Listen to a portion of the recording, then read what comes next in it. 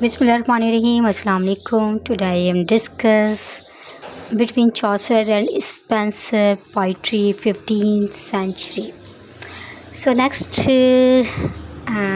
video was depend upon the prose, but here discuss the new video about poetry.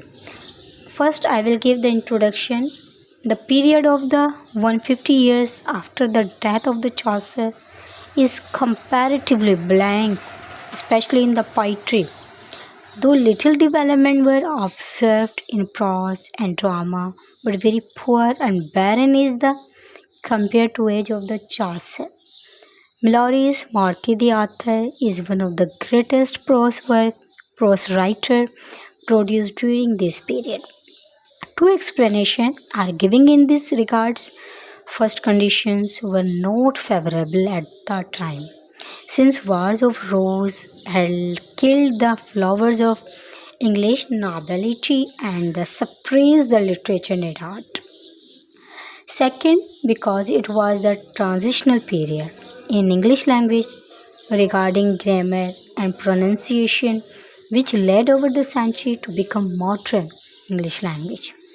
Latter factor caused the previous poetry of Chaucer's as to be awkward, irregular, and crude. But perhaps the simple explanation is that no great poet was found in England during this period. English poetry in 15th century depend upon the two things: English Chaucerian and Scottish Chaucerian.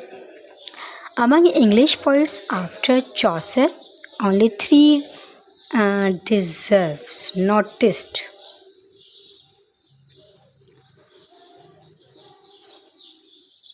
Hawcliffe, Ladgate, and Skeleton. Though Hawcliffe and Ladgate profess to be disciples of the Chaucer, but both are hopelessly dull. John Skeleton basically can't be simplified, dismissed because modern poets shown interest in him because of being originality and the roughness in his poetry that become common in the modern English literature. His strong point is satire of the personal kind, coarse and abusive, but many times he is tender and mild too. He was tutor of the future King Henry VIII. Scottish Chaucerian, basically King James I, Henry's son, Dunbar, and the Gavin Douglas were notable. Scottish Chaucerian, they were included.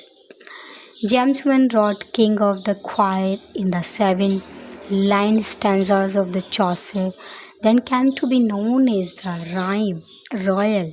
It gives a touching and graceful account of his love affair shown Mark influenced and the Chaucer. Robert Henry was first great poet of the Scotland, who was originally living in his inflections of the Chaucer and has a great power in the variety of his poetry.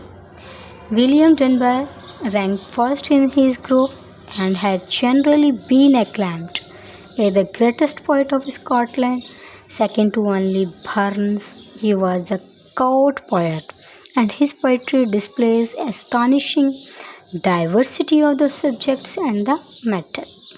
Next one is Gavin Douglas, is the last and the least important poet of this group. His forms rest on his translations of the Aeneid. His was the first translation of this classic to appear in any British language. Hence has good importance as anticipating the humanisms in the Renaissance. So these were all about the 15th century poetry, Scottish Chaucerian and English Chaucerian too. I hope you will understood very well. So don't forget like, subscribe and share. Inshallah, I will meet in next video with new topic with new hopes. इजाज़त दीजिए. अल्लाह हाफिज़.